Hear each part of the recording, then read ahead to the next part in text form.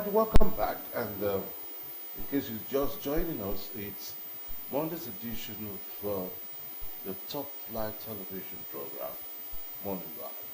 And the ride just keeps moving from one spot to another. And we are yet on another spot this morning, the guest interview.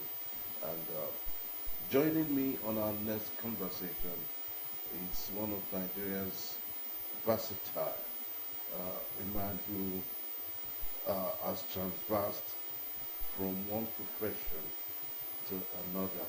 And he's going to be looking at a component of the topic for today. I'd like to welcome Dr. Patrick Edema, a broadcaster, a politician, and a lecturer. Dr. Patrick, I'd like to welcome you. Good morning, my distinguished friend, colleague, and brother. Yes. I've been very close to Patrick for well over 2 decades, as a broadcaster. Then he took a dive into the political terrain, and he's going to retire now as a lecturer because that is where he actually has a great calling. So Patrick, congratulating you on your doctoral award. I know it's quite a while now. Thank you very much. I've always known you to be a go-getter. Thank you. Anything you touch, you have a Midas touch. Whatever you touch goes to gold. Thank you. And above all, you are a man of honor. Thank you. Whose words is his bond. So I can give that to you any day, anytime. So quickly. My pleasure. Yes, welcoming you to our studio. We'll be looking at Jam at 16. The topic is a gateway or a barrier to educational advancement. 16 years down the line, before now, university qualifying exams were written by the various universities, where you just go write their entrance and all of that. But I think at the point the policy now came and said, no, we have to unify it, whereby it is now a uniform entrance exam. 16 years down the line, have we fared well? Let me start with that, first of all. Well, thank you, Onome. Honestly, let me just make a little correction before I go into the issue. I didn't change profession, as it were. Once a journalist, always a journalist. It's my first love. For my 3 degrees, I'm in mass communication and as a broadcaster for over 2 decades. What I teach now is broadcasting. Beautiful. Raising the next generation of broadcasters that will actually raise the bar, as it were. So, leaving the newsroom to the classroom. That's correct. That's correct. Now, I will say that actually, when you look at the trajectory of our educational system, you will know that there's been these inconsistencies in policy formulation and implementation, and that has actually affected us a great deal.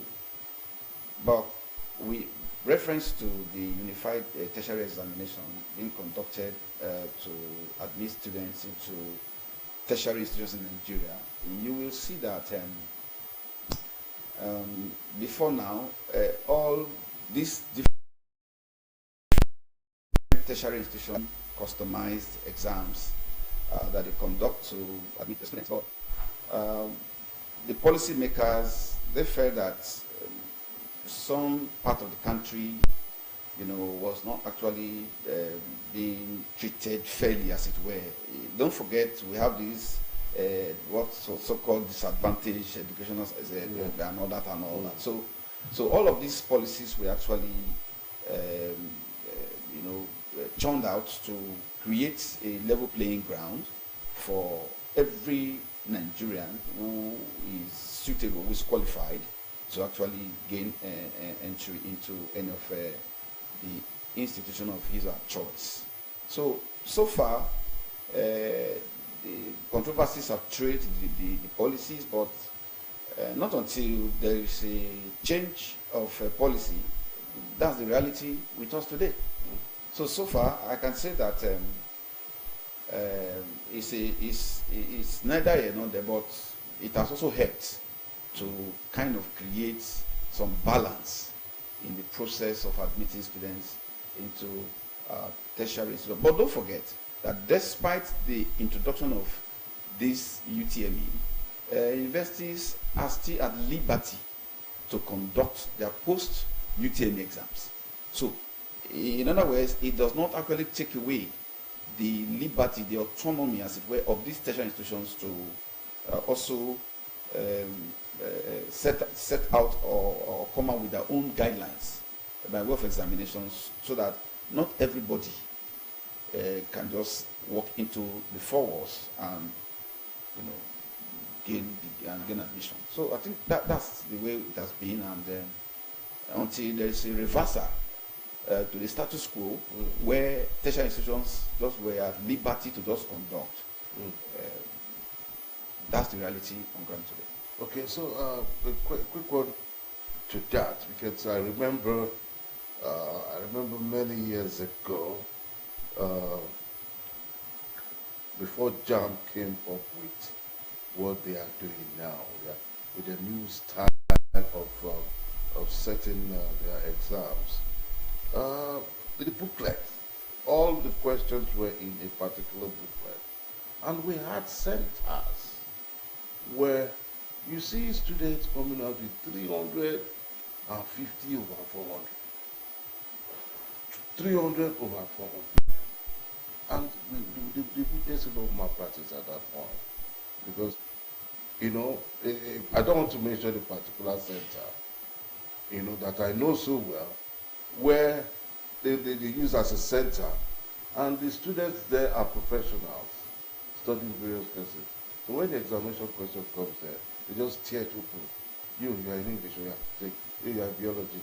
So in 25 minutes, they have answered the questions and brought it back and into the hall. And you see students coming with 350 to read law, 300 something to read medicine. Now when they get into the university at year one, Wahala would do that, because they cannot go beyond. They were aided.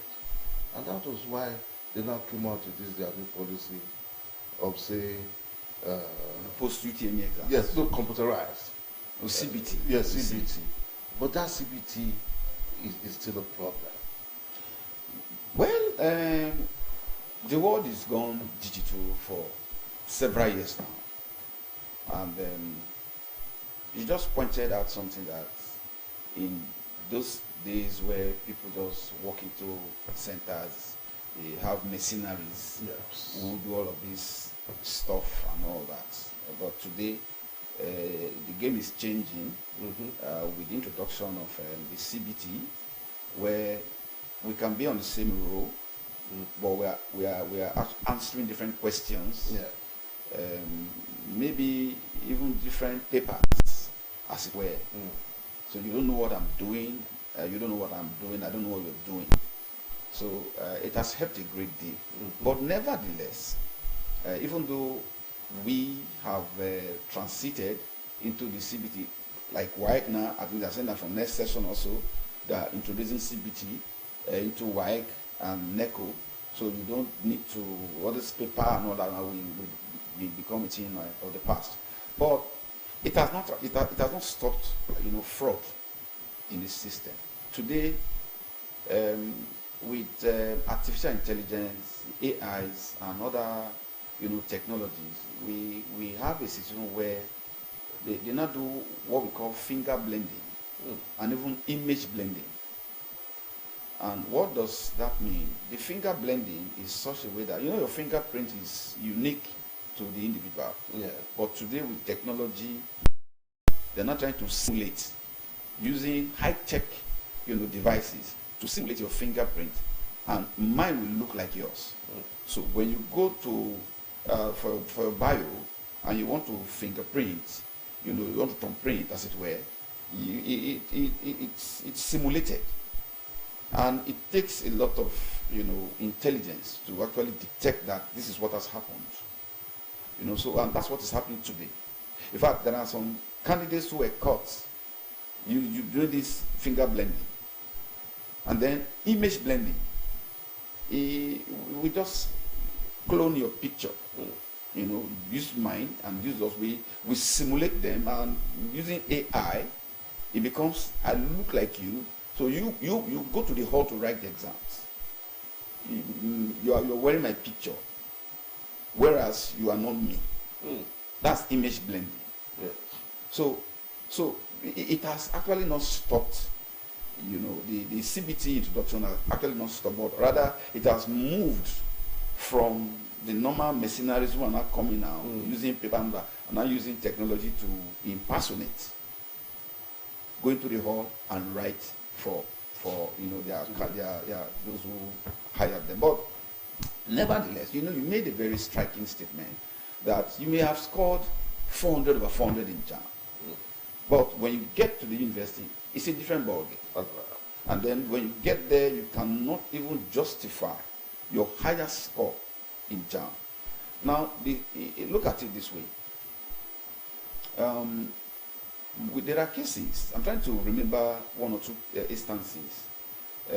There are cases where even JAM will tell you that when they look at your O levels, because for you to score 380, 390, 370 in JAM, it presupposes that your O level should be a piece of cake. So by the time they check your O levels and looking at your JAM results, and there is no relationship between your high performance at JAM and your O level, then it becomes curious. And so that's where we are. That's where we are. And one thing again that is now taking a nosedive is that because of the check-in now, at which JAM has introduced, you now see the performances becoming very low. I was sharing with a very young son of mine, and he was bragging that he's in the higher institution. But when he now said, somebody who had 180 over 400 has tried. I said, look at you. When we wrote JAM many years ago, with your 250, sir, you cannot qualify. And we now see the universities accepting 160 over 400. Is that not taking us back? No, look at it this way. We agree that performance. In fact, if you look at this CS UTME, for example, it was poor, Very well. and it became a national debate, and it tells us where our priorities are as a nation, as a people.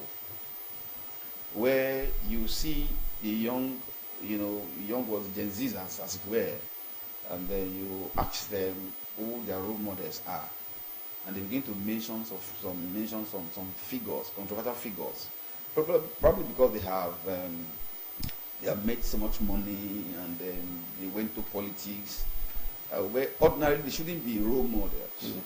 But today, these people look up to them as their role models. So they see that it's no longer profitable, in quotes, to actually go into higher, to read and become very good, and of course be excellent in your academics. So they just, if mediocres will rise up to be governors, to be anything. So it's actually telling on our educational standard. Yeah. But now let's come to the performance.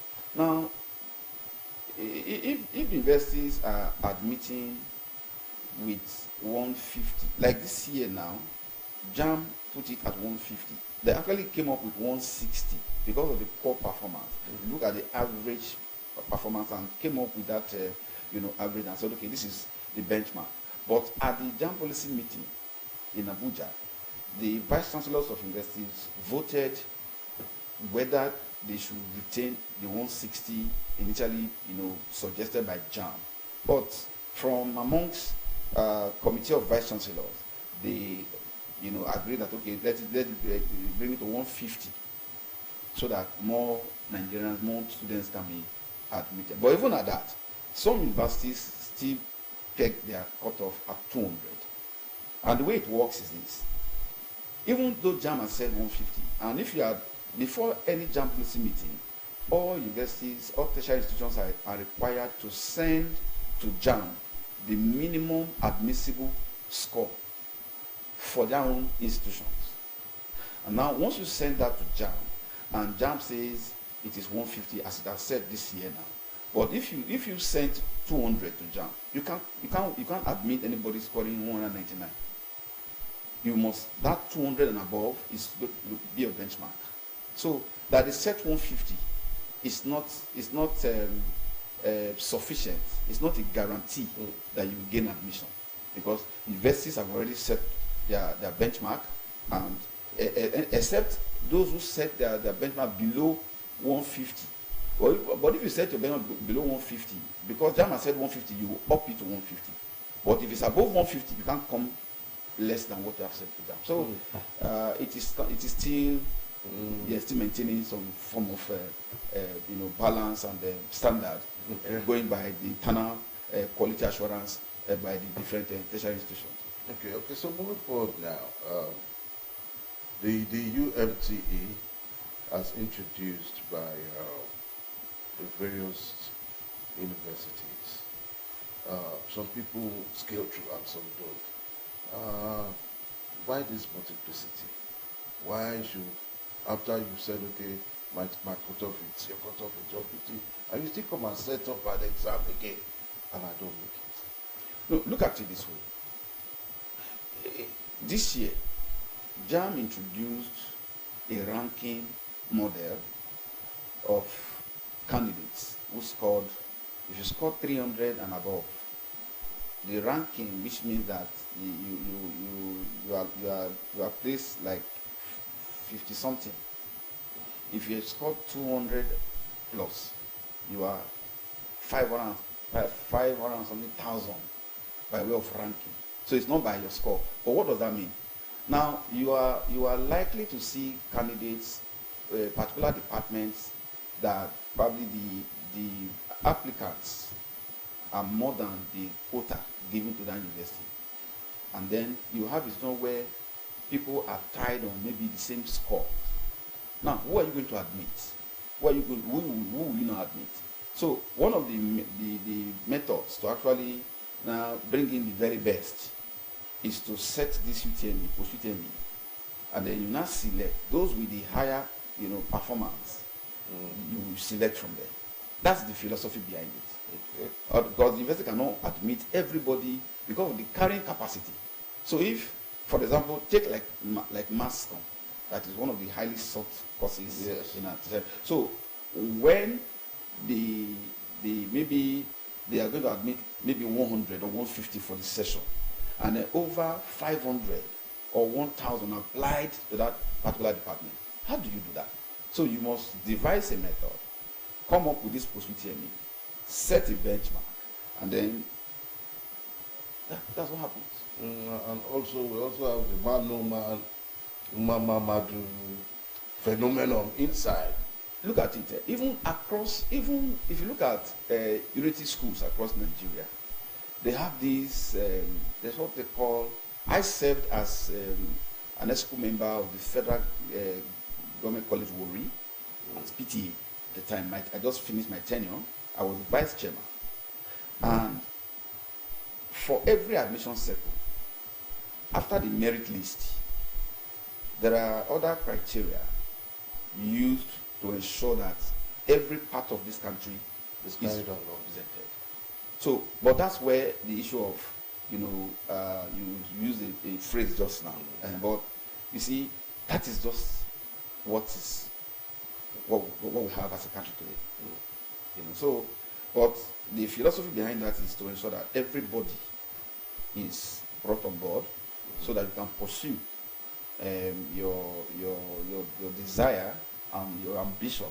And if in the final analysis you cannot, probably because you don't have the capacity to do so, definitely you fall by the wayside. So that's just the way it is. I'm falling by the wayside, but you might not be able to fall back in if you are actually destined, because it's just a matter of luck on your side, on one side. All right, so quickly, just before I let you go, at the point we had a minimum entry age that went up and down. Today they say no, it has to be 18 years. Tomorrow they say no, it has to be 16 years. And meanwhile, you have kids that are extremely, there's a word I'm trying to think about now. Gifted too. Gifted, exceptional by the choice of the word. Exceptional, probably academically and sound. Can you speak to that quickly? Well, Onome, the truth is this. In this part of the world, we seem to be in a hurry. You went to primary school, and I'm sure you did primary 6, and then you went to secondary school and did 5 years. Yes. Before, of course, I started doing 6 years, and then 4 years, depending on the course you study at the higher institution. With this 6334 system, which we have had over the years. But today, there are a lot of changes where you now see in some primary schools, the curricula is designed in such a manner that what you do at primary 6, you do at primary 5. So you jump, you just skip that year, and then the next year you're in secondary school. And then there are some secondary schools, because of the way they design that curricula, they also make sure that they want to crash the number of years you spend in the secondary school. But that notwithstanding, you see that not all students or pupils in primary or students in secondary that may be able to actually catch up with the pace set by these different schools. But today we have a situation where people who are not matured, looking at, because when you listen to what the minister said, he said cognitive maturity, academic, to strike a balance. You don't just go into the university at that tender age. There is even our grown, which is the constitution that we use today, says 18 years is regarded as an adult, and that's why you can vote. And so it takes, if you look at that prism, you see that there is a similarity. But because we have people who want to ensure that they go to university at all costs, whether they are ripe or not, want to push them. However, if such children are gifted, and that's where the federal ministry is, they're saying that for students who are naturally gifted, you don't need to waste their time. Take them to special, they give them opportunities and platforms to explore and express their brilliance to the fullest. But I think that controversy has been laid to rest now with the recent policy statement made by the Minister of Education in the last policy down meeting at Abuja. That's 60 years, which means from September, if your child will turn 16 by September, is eligible for admission. Okay. I'd like to thank you so much, Patrick. Dr. Patrick Edema, lecturer Dennis Osadebe University, Asaba. Thank you so much for bringing us up to speed as we look at JAM at 16. You looked at the gateway, the barrier to educational advancement, and you've spoken so well by my understanding and written, and we need not say more.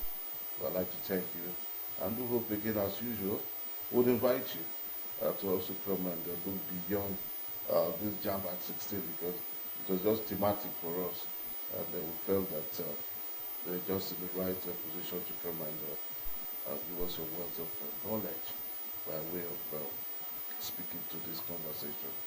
I thank you so much, Dr. Patrick. Thank you, Onome. Thank you. As I go, it is appropriate to actually situate that conversation by saying that if you look at these children who just rush into the university at a tender age, not even up to maybe 15, 16, 17, when you look at you look at them, you just know that these are still babies. They still need to, undergo that is that 18 years, maturity. When you enter into that age, you cannot be easily influenced. You become independent minded to some extent, and this peer pressure thing that we're talking about will really not be too, expressive in you. But like I said, gifted children, why not? Take them to a peculiar environment where they can express their talent, and the nation will be better for it. The source candidates will be better for it, and society will develop. Society will develop. Thank you. I think that's what we're actually looking at. Thank you. By way of executive summary. Thank you. We'd like to thank you so much. And so this is where we jump on this ride, most especially from this point of our discussion. We'll take a break. We'll come back. It will be the closing formalities for Morning Ride. Stay with us, we'll be right back.